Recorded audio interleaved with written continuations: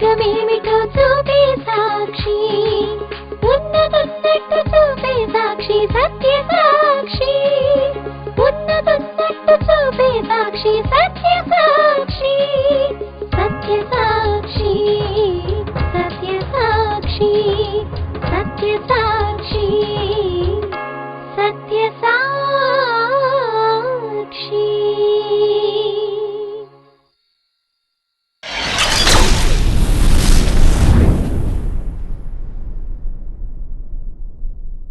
కాబట్టి ఆ పిల్లలు రక్తమాంసము గలవారైనందున ఆ ప్రకారమే మరణము యొక్క బలము గలవానిని అనగా అపవాదిని మరణము ద్వారా నశింపచేయుటకును, జీవితకాలమంతయు మరణ భయము చేత దాస్యమునకు లోబడిన వారిని విడిపించుటకును ఆయన కూడా రక్తమాంసములలో పాలివాడాయను.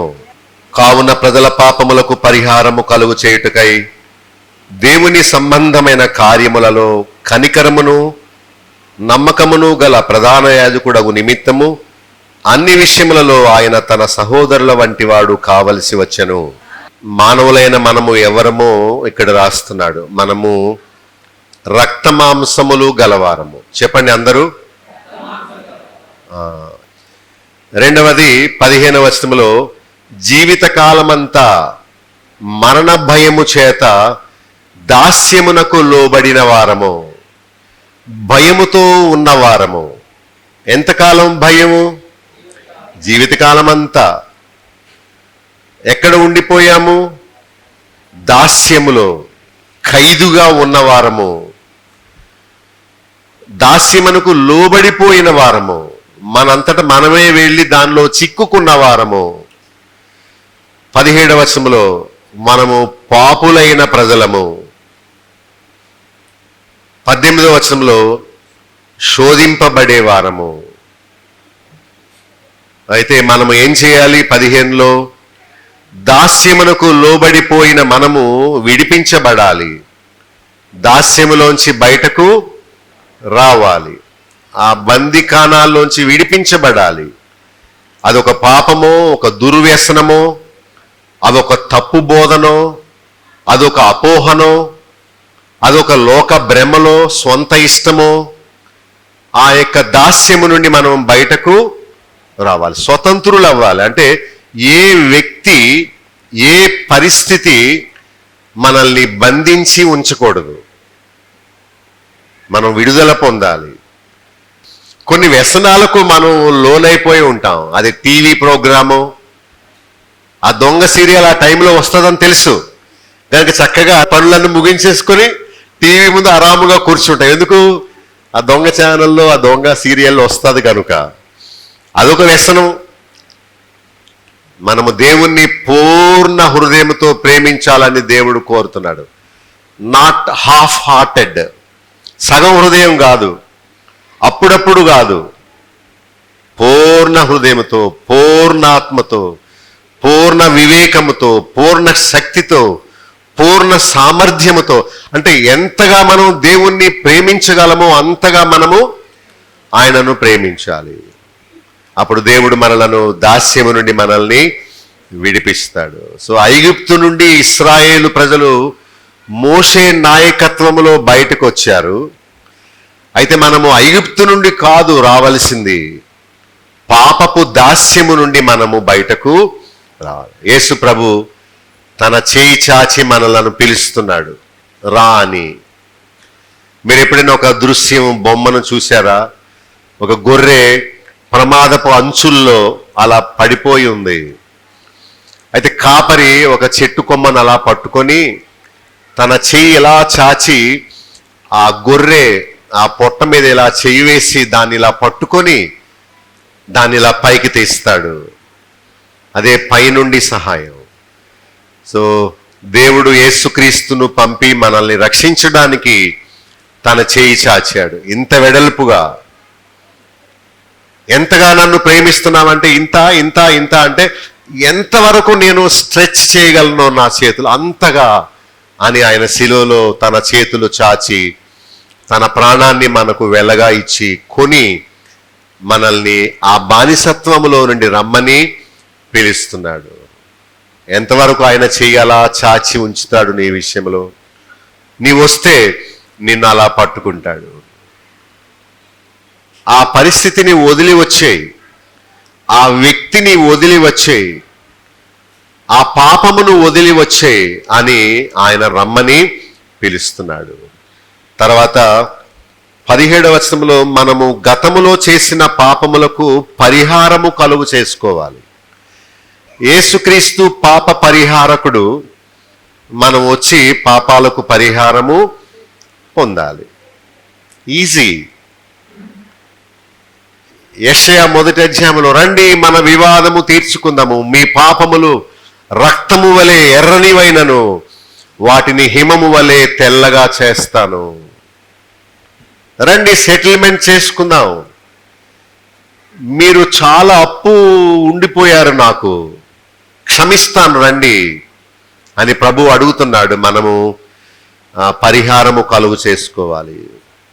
యేసు ప్రభు కనికరమును నమ్మకము గల ప్రధాన యాజకుడు. ఆయన దగ్గరికి మనం రావాలి. అహరోన్ దగ్గరికి కాదు వెళ్ళాల్సింది, పాస్టర్ గారి దగ్గరికి కాదు వెళ్ళాల్సింది, యేసు ప్రభు దగ్గరికి వచ్చి మనము ఆయన ద్వారా దేవుణ్ణి చేరడానికి ప్రయత్నం చేయాలి. ఆయనే మన ప్రధాన యాజకుడు. పాపులు అనుకున్న వారందరూ వచ్చి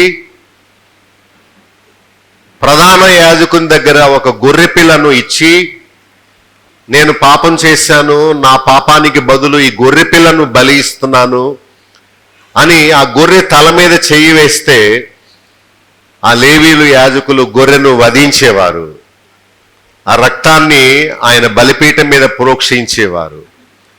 అప్పుడు ప్రధాన యాజకుడు ప్రార్థన చేసేవాడు, తండ్రివైన దేవా, ఈ పాపి చనిపోవాలి ఇక్కడ ఈ గొర్రె స్థానంలో, కానీ తాను చనిపోనక్కర్లేకుండా ఈ గొర్రెను తెచ్చాడు, అతనికి బదులు ఈ గొర్రెను వధిస్తున్నాను అని రక్తాన్ని చిందించి ఒక పాపి పక్షముగా దేవునికి ప్రధాన యాజకుడు విజ్ఞాపన ప్రార్థన చేసేవాడు. అప్పుడు దేవుడు ఆ గొర్రె మరణాన్ని చూచి క్షమించేవాడు.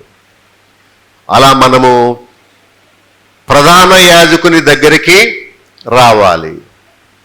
మన శరీరములను సజీవ యాగముగా దేవునికి సమర్పించుకోండి అని పౌలు బతిమలాడుతున్నాడు. నేనే ఆ గొర్రె పిల్లను, నేను ఇక త్రాగను, నేను అబద్ధమాడను, మోసం చెయ్యను, నా కోరికలు నెరవేర్చుకోను, దేవుని సేవకునిగా నేను బ్రతుకుతాను, నా సొంత ఇష్టాన్ని నేను చంపేసుకుంటాను అని ఆ బలిపీఠం దగ్గర మనం వంగిపోవాలి. అదే దేవుడు మన నుండి కోరుతున్నాడు.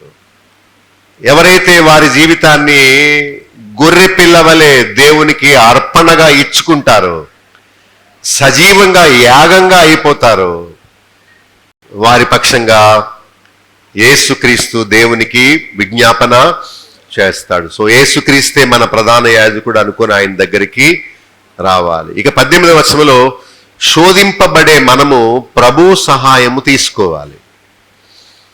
ఆయన సహాయం ఎందుకండి? ఎందుకంటే ఆయన కూడా శోధింపబడ్డాడు గనుక, శోధన అంటే ఏంటో ఆయనకి బాగా తెలుసు గనుక, ఆయన కూడా శోధింపబడి జయము పొందాడు గనుక, శోధింపబడిన మనకు ఆయన జయము పొందే మార్గాన్ని చెబుతాడు ఆయన మాట ద్వారా. గనుక మనం ఆయన దగ్గరికి రావాలి, ఆయన సహాయాన్ని పొందాలి.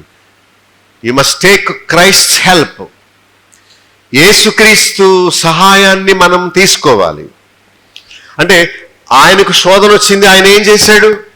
శోధనలో కొట్టుకుపోయాడా మనలా? లేదు లేదు, వాక్యం అనే ఖడ్గము ద్వారా శోధన జయించాడు. సో డు ఐ, నేను కూడా అలా చేస్తాను. ప్రభు చెప్పాడు, లోకములో మీకు శ్రమలు వస్తాయి, శోధనలు కలుగుతాయి, నేను జయించాను, నా మాటలు వినడం ద్వారా మీరును జయించవచ్చు. ఫాలో మీ, నన్ను వెంబడించండి, నా మాటలు వినండి, నేను చేసినట్లు చేయండి. అప్పుడు ఏ సాతాను నన్ను శోధిస్తే నేను జయం పొందానో అదే సాతాను మిమ్మును శోధించినప్పుడు మీరు కూడా నా వలె జయము పొందగల. సైతాను పారిపోతాడు అని ప్రభు చెప్పాడు. ఆయన మాటలు. ఎవరా సాతాను? 15వ వచనములో వాడి పేరేంటట చూడండి అందరూ. మరణము యొక్క బలము గలవాడట. రక్షించేవాడు దేవుడు, మింగేసేవాడు సాతాను. యేసు ప్రభు పాపుల రక్షకుడు, వాడేమో హింసకుడు, శోధకుడు, అబద్ధికుడు, ప్రాణము తీసేవాడు, మింగేసేవాడు. వాడికి రక్షించే బలము లేదు గాని మనుషులను పాతాళములోనికి పంపే బలం మాత్రం పటిష్టంగా ఉందవాడికి. అందుకనే మనుషులతో పాపాలు చేయిస్తున్నాడు, మనుషులను బ్రాంది కొట్టుకు నడిపిస్తున్నాడు, మనుషులను అక్రమ సంబంధాలు పెట్టుకునేలా వారిని ప్రోత్సహిస్తున్నాడు, కుటుంబాల్ని పగలగొడుతున్నాడు, శాంతి లేకుండా చేస్తున్నాడు, ఆరోగ్యం లేకుండా చేస్తున్నాడు, తల్లిదండ్రులకు అవిధేయులుగా ఉండునట్లు ప్రేరేపిస్తున్నాడు, ప్రజల్ని మరణానికి నడిపిస్తున్నాడు, దురభ్యాసాలకు గురి అవునట్లు చేస్తున్నాడు, దేవుని దగ్గరికి రాకుండా బంధిస్తున్నాడు. ఎందుకంటే వాళ్ళు వచ్చి ఈ మాటలు వింటే మారిపోతారు కదా.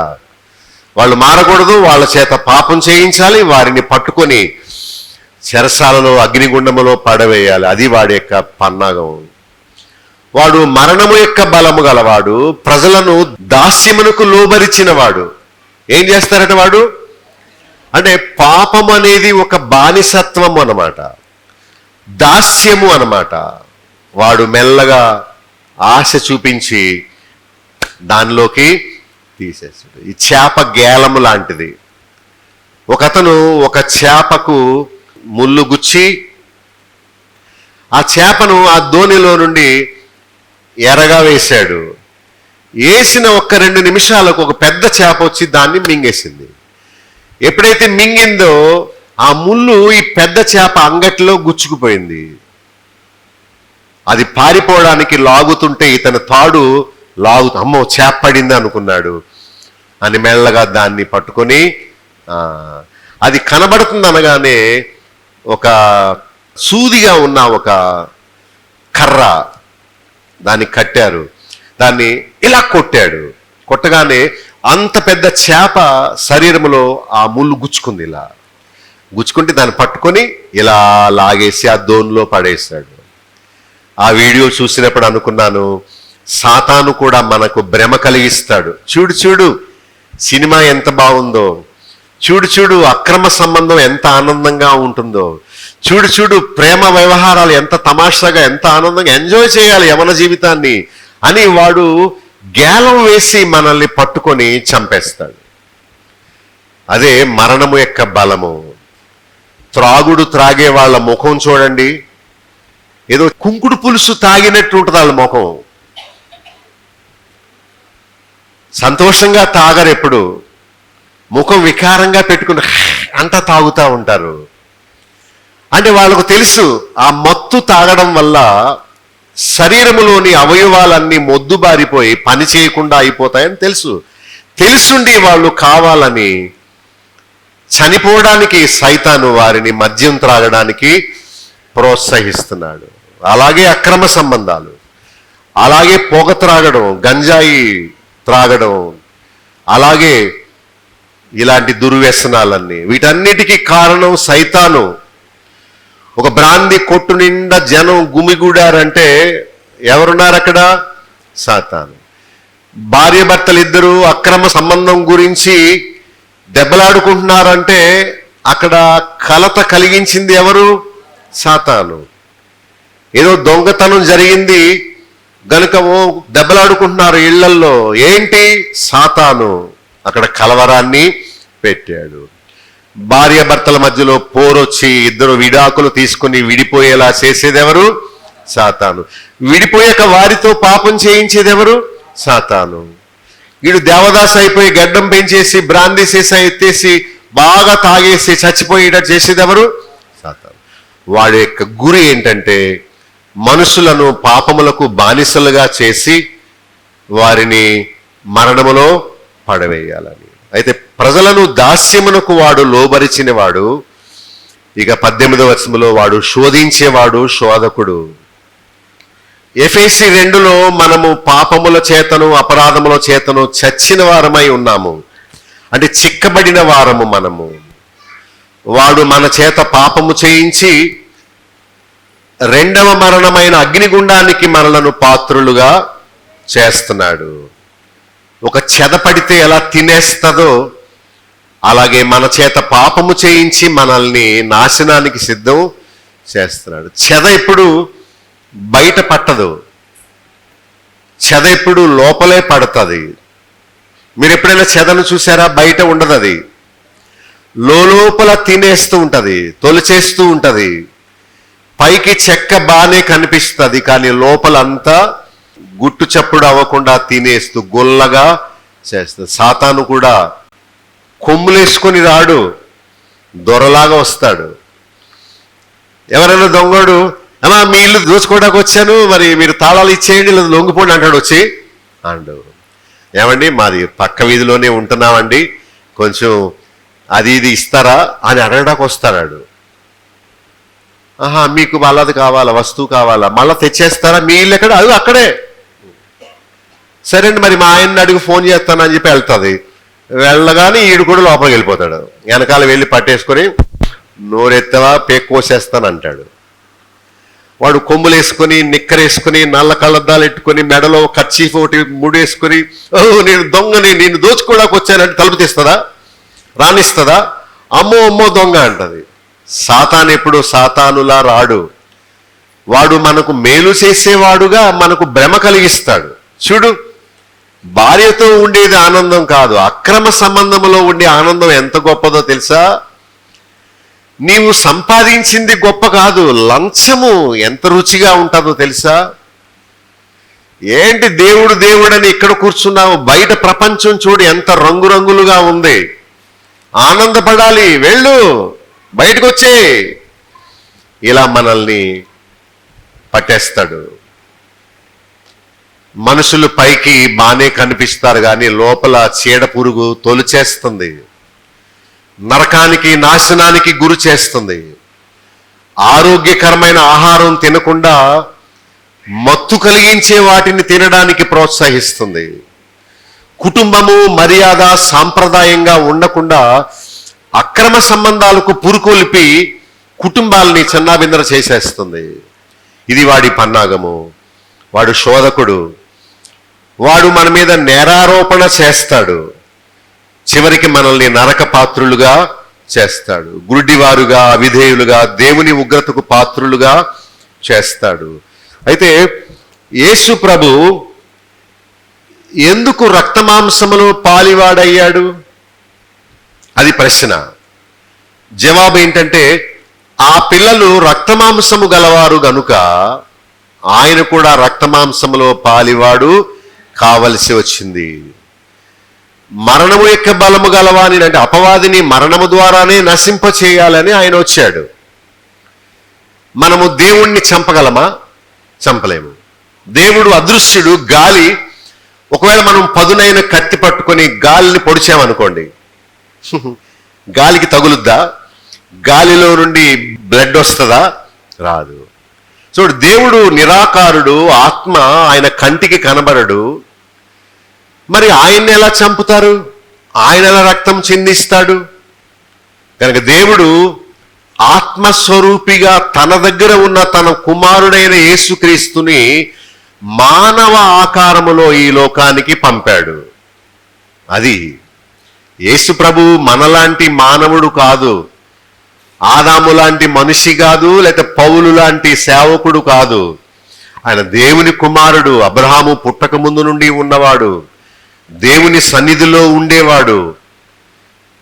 ఆయన కూడా మానవుడుగా 2000 సంవత్సరాల క్రితం వచ్చాడే గాని ఆయన అసలు మానవుడే కాదు. అయితే ఆయన ఎందుకు రక్త మాంసాలు ధరించాల్సి వచ్చింది అంటే ప్రాణం పెట్టడానికి. చంపాలంటే రక్త మాంసం ఉండాలా, లేక ఆత్మను చంపుతారా? ఆత్మను ఎవరు చంపలేరు కదా. సో మన కొరకు రక్తము చిందించడానికి, ప్రాణము పెట్టడానికి ఆయన దేవదూతల కంటే కొంచెము తక్కువ వాడిగా వచ్చాడు, అంటే మానవుడిగా వచ్చాడు, మన కొరకు రక్తాన్ని చిందించాడు. తద్వారా మరణము యొక్క బలము గలవాని అపవాదిని మరణము ద్వారానే నశింపచేయాలని ఆయన వచ్చాడు. మరణ భయము చేత దాస్యమునకు లోబడిన వారిని విడిపించడానికి ప్రభు ఈ లోకానికి వచ్చాడు. 17వ వచనంలో ప్రజల పాపములకు పరిహారము కలుగు చేయడానికి. ఇంకా ఎందుకు వచ్చాడు? దేవుని సంబంధమైన కార్యాల్లో కనికరమును నమ్మకము గల ప్రధాన యాజకుడు అగు నిమిత్తము వచ్చాడు. ఇంకా 18లో శోధింపబడే వారికి సహాయము చేయడానికి వచ్చాడు. ఇక్కడ విషయాలు చెప్పాను. ఒకటేమో అపవాదిని నశింప చేయడానికి, రెండవ దాస్యమునకు లోబడిన వారిని విడిపించడానికి, మూడవది పాపములకు పరిహారము కలుగు చేయడానికి వచ్చాడు, నాలుగవది ప్రధాన యాజకుడుగా ఉండునట్లు వచ్చాడు. ఎలాంటి ప్రధాన యాజకుడు? నమ్మకమైన, తర్వాత కనికరము గల ప్రధాన యాజకుడుగా ఉండుటకు. ఐదవది 18వ వచనంలో శోధింపబడిన వారికి సహాయం చేయడానికి వచ్చాడు. ఏమయ్యాడు ఆయన? 15వ వచనంలో రక్తమాంసాల్లో పాలివాడయ్యాడు. రెండవది ఆయన అపవాదిని నశింపచేయువాడు, తర్వాత దాస్యమునకు లోబడిన వారిని విడిపించేవాడు. 16వ వచనంలో ఆయన దేవదూతల స్వభావాన్ని ధరించుకోక అబ్రహాము సంతాన స్వభావాన్ని, అంటే మనలాంటి మానవ ఆకారములోకి వచ్చాడు. 17వ వచనంలో పాపములకు పరిహారము కలుగు చేసేవాడు ఆయన. తర్వాత దేవుని సంబంధమైన కార్యాలు చేయడానికి నమ్మకమైన కనికరం గల ప్రధాన యాజకుడిగా వచ్చాడు. తన సహోదరుల వంటివాడు అయ్యాడు. తాను శోధింపబడు వారికి సహాయము చేయగలవాడు అయ్యాడు. దేవా దేవా దేవా, తండ్రి తండ్రి తండ్రి, ప్రభువ ప్రభువ ప్రభువ, ఎంత పని చేసిందో చూసావా నాయన అని ఎవరైనా ప్రభు దగ్గరికి వెళ్ళారనుకోండి, ఆయన అవునా దాన్ని నేను చూసుకుంటాను అని అండు. ప్రభు ఏమంటాడు? నాకు తెలుసు, నేను చూస్తూనే ఉన్నాను, కానీ నాకు అలానే చేశారు, ఈ లోకములో అంతే అంటాడు ఆయన. ఈవిడేమనుకుంది? దాన్ని వేసేస్తాను చూడు అంటాడేమో అనుకుంది ఈవే. కానీ ప్రభు ఏమన్నాడు? ఏ దునియా మే ఐసా హోతా హై, ఈ లోకములో ఇంతే. నన్నే వదిలేశారు నా తమ్ములు, నా కన్న తల్లి నన్ను వదిలేసింది. నాతో కూడా ఉండి ఈ 3-4 సంవత్సరాలు బాగా తిన్నారే, ఆ రొట్టెలు చేపలు పంచిపెడితే అద్భుతాలు బాగా చూశారే, వీళ్ళందరూ శిష్యుల్లో ఒక్కడు కూడా లేకుండా అందరూ నన్ను, ఒకడైతే ఘోరం నన్ను అమ్మేసుకున్నాడు 30 వెండి నాణాలకి. నేను ఎవరికి చెప్పుకోను? ఈ పాడు లోకములో మనుషులు ఇంతే, ఈ చెడు లోకములో పరిస్థితులు ఇంతే. అందుకనే ఈ లోకాన్ని గాని, లోకంలో ఉన్న వారిని గాని, ఉన్న వాటిని గాని ప్రేమించొద్దని చెప్పాను. పైనున్న వాటినే వెదకండి, చూడండి అని చెప్పాను. ఎందుకు వాళ్ళు ప్రేమించలేదని ఏడుస్తావు? ఎవరు ప్రేమించరు. నీ ద్వారా ఊడిపడేది ఏదన్నా ఉంటే నిన్ను ప్రేమిస్తారు, కానీ నీవు వాళ్ళను సరిచేసావు, వారు నిన్ను వ్యతిరేకిస్తారు, నిన్ను హేళన చేస్తారు, నీకు నష్టం చేసి వెళ్ళిపోతారు. భార్య ప్రేమ కానీ, భర్త ప్రేమ కానీ, బిడ్డల ప్రేమ కానీ, తల్లిదండ్రుల ప్రేమ కానీ, అత్తమామల ప్రేమ కానీ వద్దు. వాళ్ళందరూ అవకాశవాదులు, వారు స్వార్థపరులు. ఇంకెప్పుడు నేర్చుకుంటావు నీవు? ఎందుకు ఏలబడిపోతున్నావు? ఎందుకు పరిగెత్తేస్తున్నావు వాళ్ళ ప్రేమ కోసం? ఒకరోజు తెలుస్తుంది ఇదంతా మోసం అని ప్రభు తన దగ్గరకు వచ్చిన వారితో ఈ మాటలన్నీ చెబుతాడే గాని ఇప్పుడే యేసు నామమున విడుదల అని అండం ఆయన. అదంతా పాస్టర్ల భాష. ఆయన మన కొరకు శోధన అనుభవించి తన అనుభవముతో మనకు శోధన నుండి విడుదల మార్గము చెప్తున్నాడు. యేసుక్రీస్తు మానవుడు కాదు కానీ 2000 సంవత్సరాల క్రితం మానవుడిగా రక్తమాంసములో పాలివాడు అయ్యాడు. యేసు ప్రభుకి గతంలో రక్తమాంసాలు ఉన్నాయా? లేవు. కానీ మానవుడిగా వచ్చినప్పుడు రక్తమాంసాలు పొందాడు కనుకనే చనిపోగలిగాడు. ఒకవేళ ఆయన దేవదూత వలె వచ్చి ఉంటే ఎవరు ఆయనను చంపడానికి తెగించి ఉండేవారు కాదు. దేవదూతలు చాలా మందికి కనబడ్డారు కదా, అలా వచ్చాడు ఆయన. లేదు, మానవ రూపంలో ఆయన వచ్చాడు. మన స్థానములో మన మరణ శిక్ష అనుభవించాడు గనక మనకు మరణము లేకుండా చేశాడు. మరణం ఒక్కటే పరలోక రాజ్యానికి చేరే మార్గము. ముందుగానే ఆయన మనకు ఇవన్నీ సిద్ధం చేశాడు. టికెట్ లేని వారు ముందుగా ప్రయాణం కొరకు సిద్ధపడిన వారు భయముతో ఉంటారు. మరణ భయం అంటే ఇదే, ద ఫియర్ ఆఫ్ డెత్. మరణ భయముతో మనుషులైన మనందరం జీవిస్తున్నాం. మరణాన్ని ఎదుర్కోవడానికి సిద్ధంగా ఉండాలి. అందరూ భయముతో ఉన్నారు. దేవుణ్ణి నమ్ముకున్న వారు భయపడవలసిన అవసరం లేదు. ఎందుకంటే మరణము మృంగివేయబడింది, కొట్టివేయబడింది, తీసివేయబడింది, ఆ ముళ్ళు విరువబడింది గనుక మనం భయపడవలసిన అవసరం లేదు. యేసు ప్రభు ఎందుకు వచ్చాడంటే జీవితకాలమంతా, అక్కడ ఏమని రాస్తుంది, మరణ భయము చేత దాస్యమునకు లోబడిన వారిని విడిపించడానికి వచ్చాడట. కోవిడ్ అంటే మనుషులకు భయం కాదు కానీ మరణం అంటే భయం. చచ్చిపోతామేమో అని భయం. సాధారణంగా మనుషులు దేనికి భయపడతారు? నాకు మీరు సహాయం చేయండి. మరణానికి భయపడతారు. ఇంకా నా దగ్గర లిస్ట్ ఉంది, దానిలో మీరు ఏమని చెప్తారేమో అని. రోగానికి ఎందుకు భయపడతారు? చచ్చిపోతామేమో ఈ రోగంతో అని భయం. ఇంకా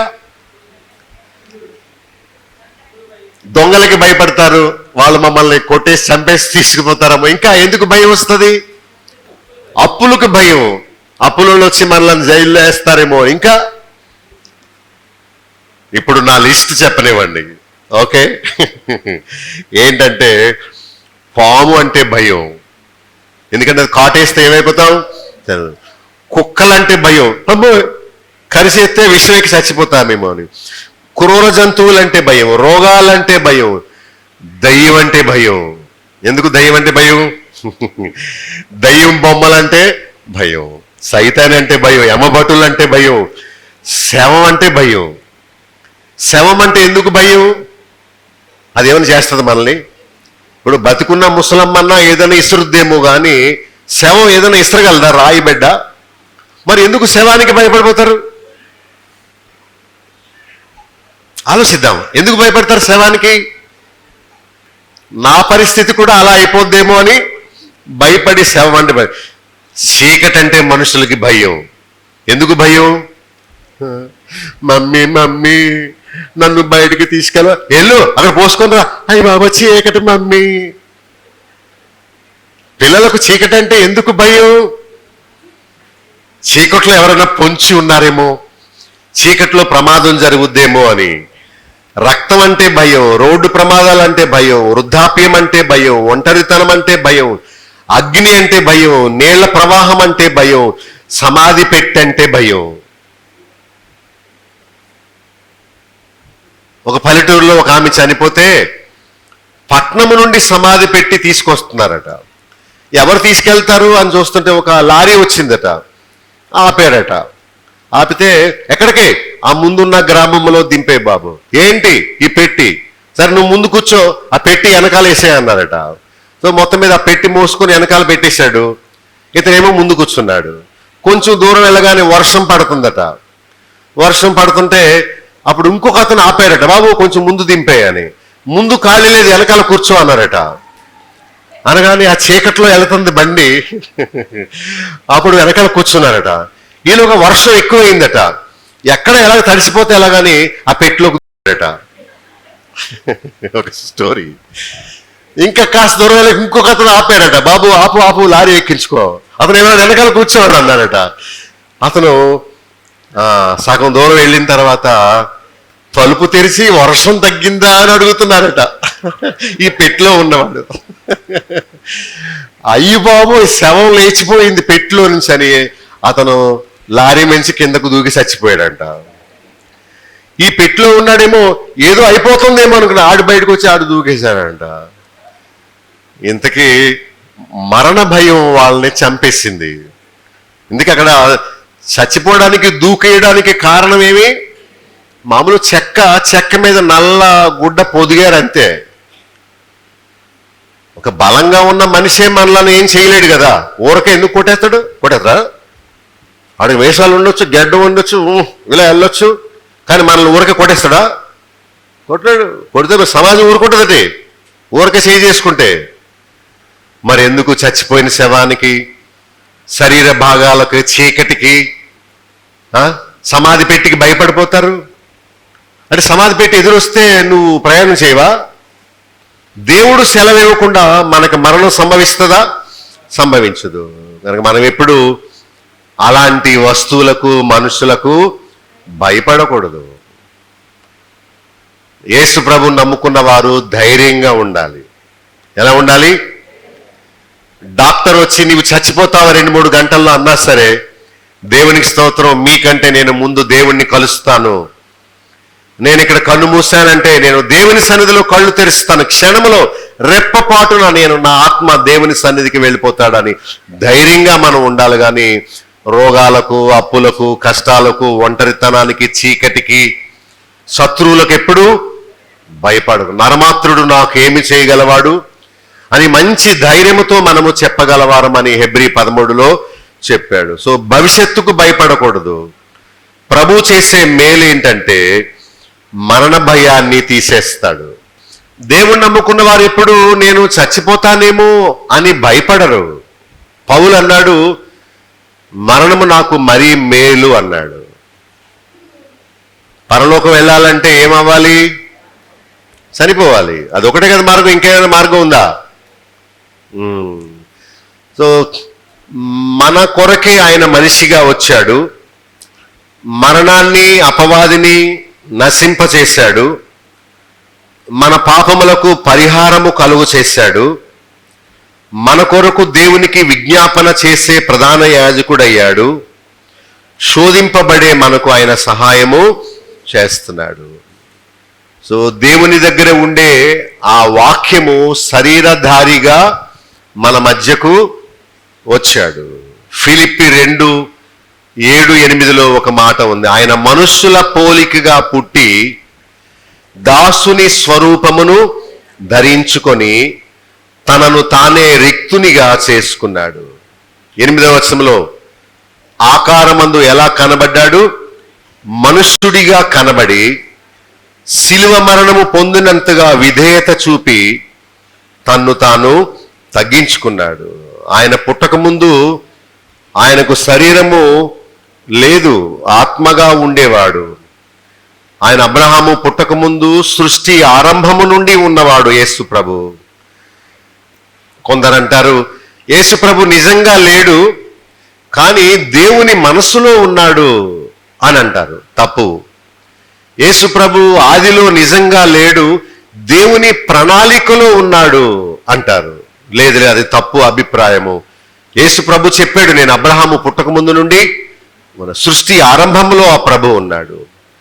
ముళ్ళును ముళ్ళుతోనే తీయాలని మరి మరణాన్ని మరణముతోనే ఆయన జయించాడు.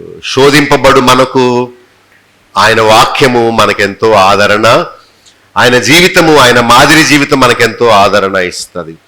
అందుకని క్రీస్తునందు ఉన్న వారికి ఏ శిక్షా విధియు లేదు. నేను చెప్తాను, మీరందరూ చెప్పండి. క్రీస్తునందు ఉన్న వారికి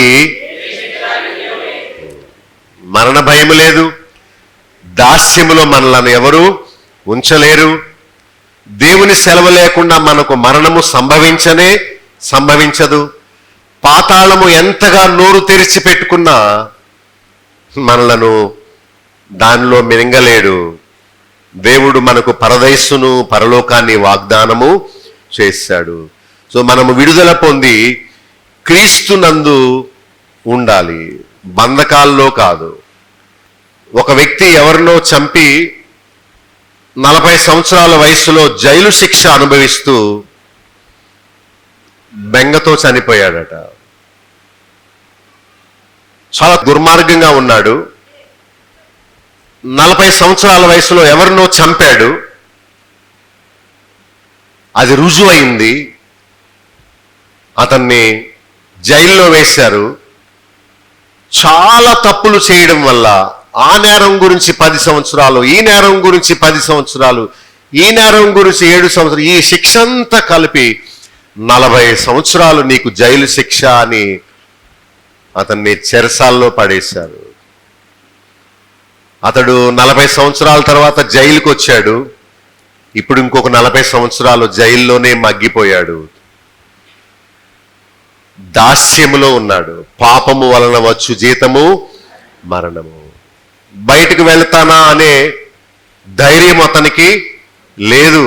బెంగతోనే ఉండిపోయాడు. అయ్యో నా భార్య, అయ్యో నా బిడ్డలు, అయ్యో వెలుగు చూసి ఎంతకాలమైంది, అయ్యో నన్ను బంధించేశారు ఇక్కడ 4 గోడల మధ్యలో, అయ్యో ఎన్ని సంవత్సరాల నుండి ఇక్కడ ఉండిపోయాను ఒక ఖైదీగా, అయ్యో అయ్యో నా జీవితం అయ్యేపోయింది, 80 వచ్చేసినాయి అని అలాగే బెంగతో చనిపోయాడు. పాపము కూడా అలానే పడతాది. పట్టి బందీగా చేసి కుళ్ళి చచ్చిపోయి పాతాళములో పడవేస్తుంది. ఒక చీడ పురుగు బయటకు బానే ఉంటుంది కానీ లోపల ఎలా తొలిచేస్తుందో, గుల్ల చేసేస్తుందో. ఒక చెడ్డ స్త్రీ, ఒక పాపము, ఒక దుర్గుణము, ఒక అన్య స్నేహము వల్ల సాతాను మనల్ని తినేస్తాడు. తినేసి మనలను చంపేస్తాడు. జీవితకాలం అంతా మరణమునకు బానిసలుగా ఉండిపోయిన మనము యేసుక్రీస్తును నమ్మడం వల్ల ఆ బానిసలుగా ఉండి మనం బయటకు రాగలుగుతాము. సో లోకమంతా జరిగే పాపాలకు, రోగాలకు, శిక్షకు, గొడవలకు, భయాలకు, మరణాలకు, జైలుకు, విచారాలకు, నష్టాలకు కారణం ఎవరు? సాతాను. దెబ్బలాట జరుగుతుందంటే సాతాను. తాగేసి పడిపోయాడంటే సాతాను. ఆత్మహత్య చేసుకుంటున్నారంటే సాతాను. గొడవలవుతున్నాయి, విడాకుల కోసం కోర్టుకు వెళ్తున్నారంటే సాతాను. ఎవరిని సంతోషంగా ఉండనివ్వడు. అయితే యేసుక్రీస్తు నందు ఉన్న వారికి ఏ శిక్షా విధి. యేసుక్రీస్తు అనే ఓడలో మనం ఉంటే సాతాను మనలను ఏమీ చేయలేడు. మన జీవితకాలం అంతా మనము దాస్యమునకు లోబడి ఉండకూడదు.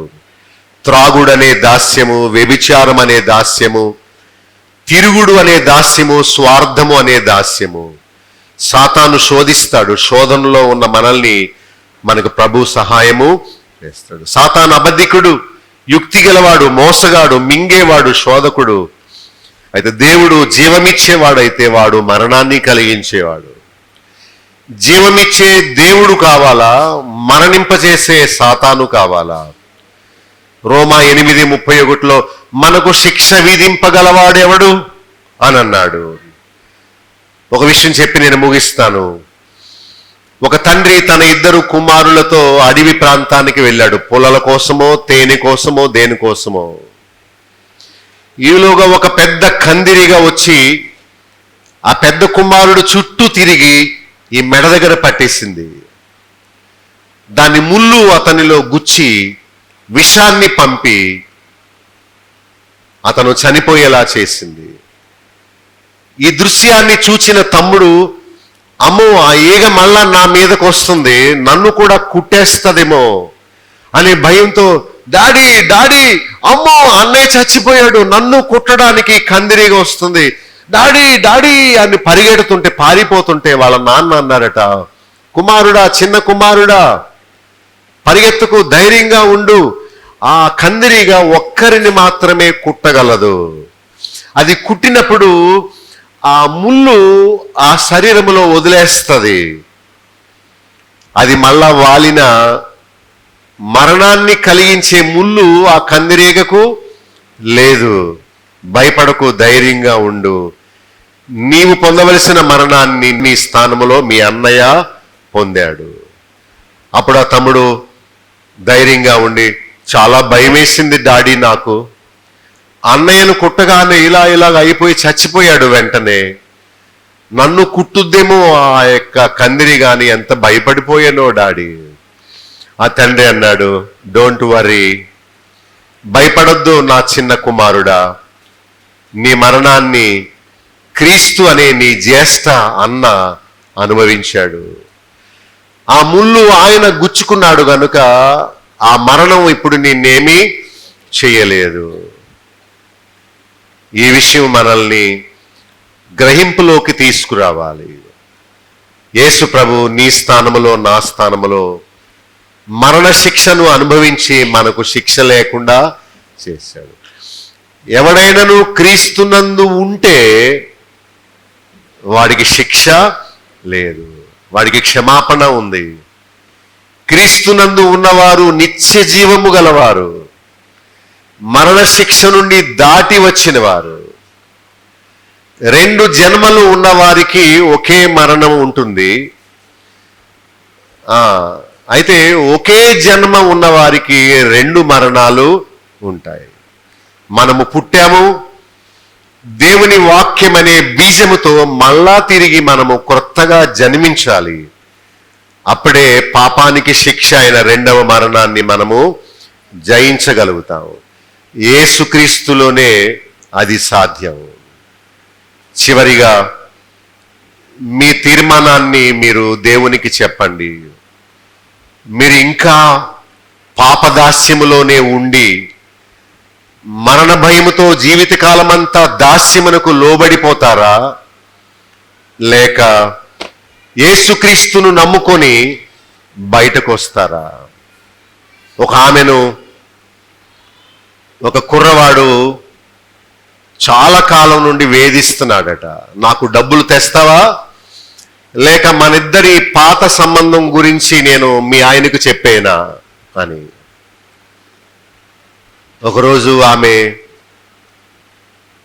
ఒక పెద్ద ఆయనతో చెప్పుకుంది, అయ్యా నా భర్తకు ఈ మాట చెప్పలేను, నేను చదువుకునే కాలంలో ఒక అబ్బాయితో స్నేహం చేయడం మాట వాస్తవమే, మేము ఫోటోలు తీసుకున్నాము, లవ్ లెటర్స్ కూడా రాసుకున్నాము, కానీ ఆ దుర్మార్గుడు ఇప్పుడు నన్ను వేధిస్తున్నాడు, డబ్బు తెమ్మంటున్నాడు.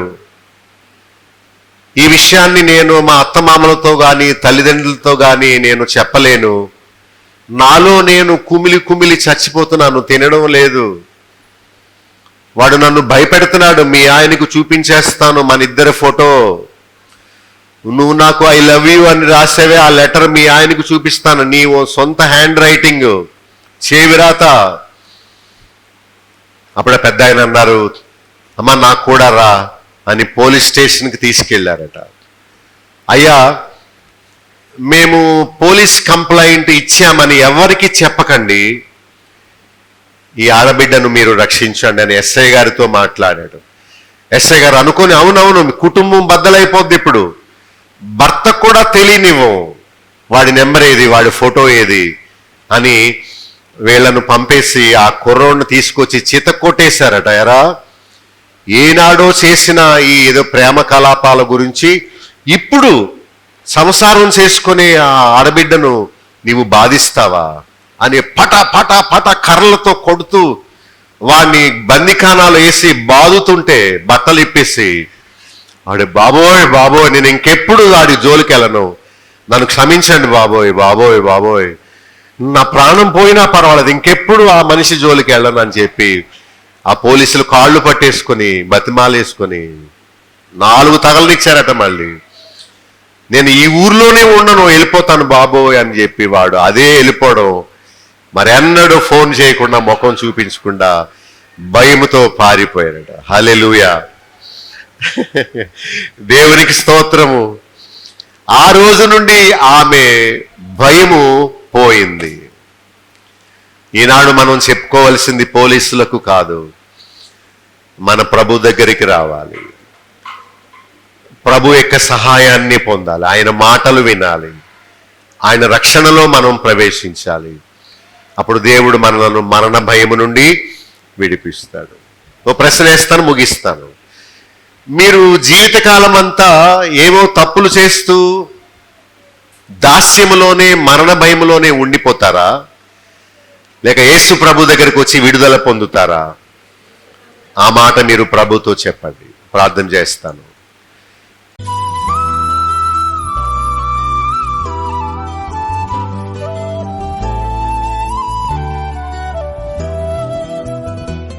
కృపగల తండ్రి, కనికరము గల దేవా, నీకు స్తోత్రాలు. మా రక్షకుడుగా ఉండునట్లు నీ కుమారుడైన యేసుక్రీస్తును మానవుడిగా ఈ లోకానికి పంపినందుకు స్తోత్రాలు నాయన. మేము పాపపు దాస్యములో ఉన్నామని, జీవితకాలమంతా మరణ భయముతో బతుకుతూ ఉన్నామని, మమ్మల్ని రక్షించడానికి మీరు పంపిన నీ రక్షకుడైన యేసుక్రీస్తుని బట్టి స్తోత్రాలు తండ్రి. మేము ఇప్పుడే ఆయన సంరక్షణలోనికి వస్తాం, ఆయన ఇచ్చే రక్షణను పొందుతాం. మమ్మల్ని భయము నుండి, పాపపు దాస్యము నుండి మమ్మల్ని విడిపించండి. క్రీస్తునందు ఉన్న వారికి ఏ శిక్షా విధి లేదు అన్నారు. అలాంటి విడుదల, విమోచన మాకును వాక్యం విన్న వారందరికీ అనుగ్రహించండి. ఎన్నడూ ఈ రక్షణలో నుండి తొలగిపోక, మరలా పాపదాస్యములో చిక్కబడకుండా మీరే వారిని భద్రపరచవలసిందని, గొప్ప బలమును, ధైర్యమును, మనోనిబ్రహమును, రక్షణను మాకు కలిగించవలసిందని యేసు నామములో ప్రార్థించి వేడుకొనుచున్నాము తండ్రి. ఆమేన్.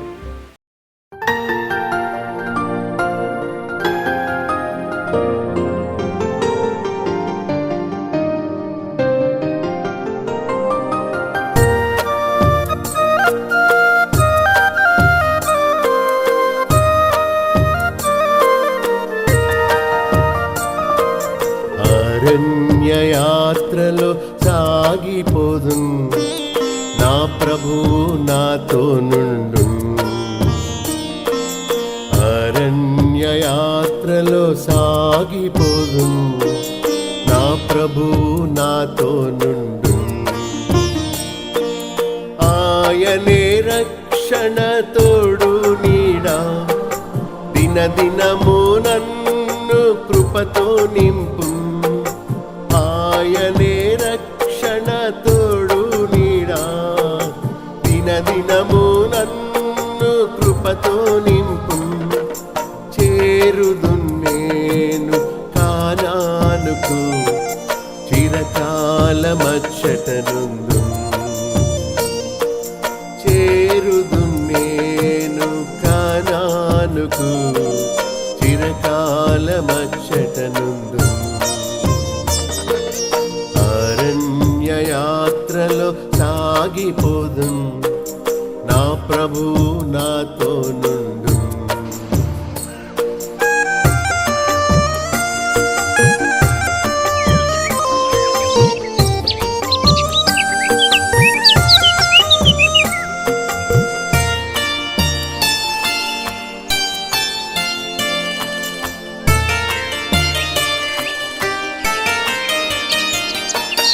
ఐగుప్తును విడచి పయనింతును, పాప బంధాలను తెంచి రక్షణ నొంది.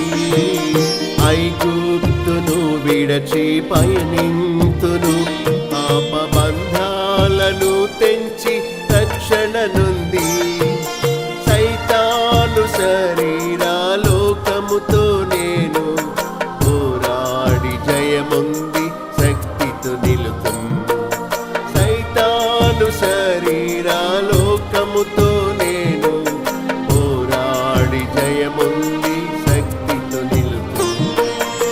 అరణ్యయాత్రలో సాగిపోదు, నా ప్రభువు నాతో నుండు.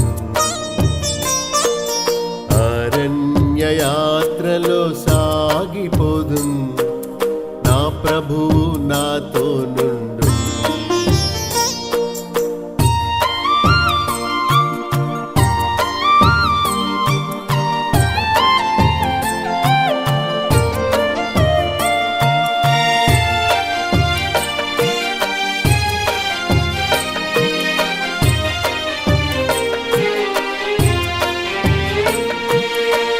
అడ్డొచ్చిన ఎర్ర సంద్రామును నీల బాప్తిస్మము ద్వారా అధిగమింతు.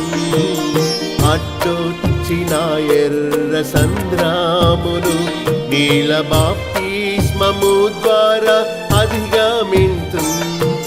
దినదినము కురియు మన్నా భుజించి ధైర్యముతో నా యాత్రను కొనసాగింతు. దినదినము కురియు మన్నా భుజించి ధైర్యముతో నా యాత్రను కొనసాగింతు. అరణ్య యాత్రలో సాగిపోదు, నా ప్రభువు నాతో నుండు. అరణ్య యాత్రలో సాగిపోదు, నా ప్రభువు నాతో నుండు.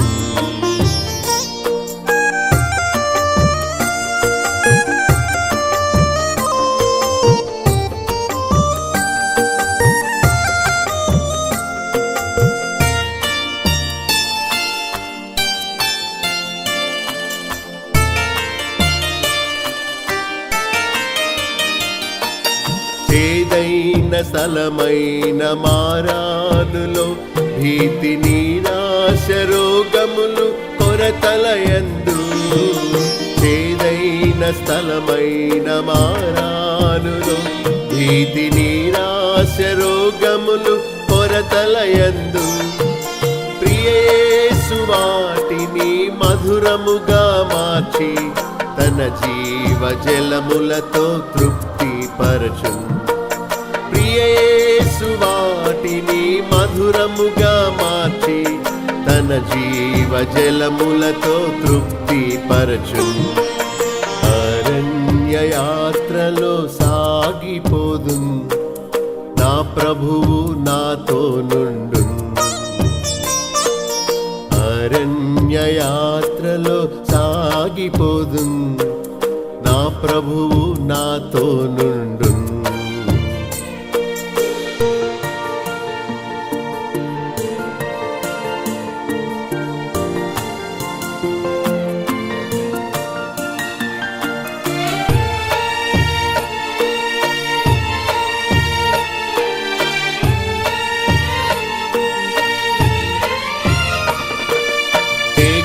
వలె ప్రభు నన్ను నడిపించును, అగ్ని స్తంభముగా నాకుండి వెలుగిచ్చును. మేఘము వలె ప్రభు నన్ను నడిపించును, అగ్ని స్తంభముగా నాకుండి వెలుగిచ్చును. భయపడను నేను, నిరాశ చెందను, నేత్రాలు కనాను పై నిలిపేదన్.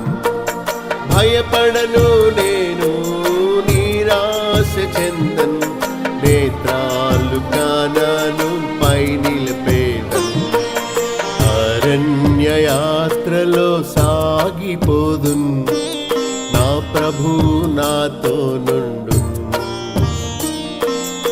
అరణ్య యాత్రలో సాగిపోదు, నా ప్రభువు నాతో నుండు. ఆయనే రక్షణ తోడు నీడా, దినదినము నన్ను కృపతో నింపు. ఆయనే రక్షణ తోడు నీడా, దినదినము నన్ను కృపతో నింపు.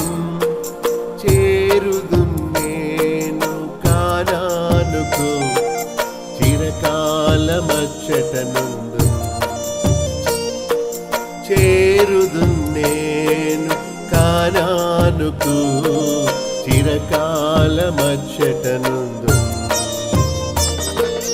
అరణ్య యాత్రలో సాగిపోదు, నా ప్రభువు నాతో నుండు. నా ప్రభువు నాతో నుండు. నా ప్రభువు నాతో నుండు.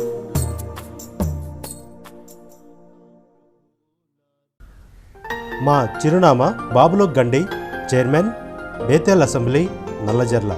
పిన్ కోడ్ 534112, పశ్చిమ గోదావరి జిల్లా, ఆంధ్రప్రదేశ్. మా ఫోన్ నెంబర్స్ 08818277333. మా సెల్ నెంబర్ 9440111250. మరొక సెల్ నెంబర్ 9000000803.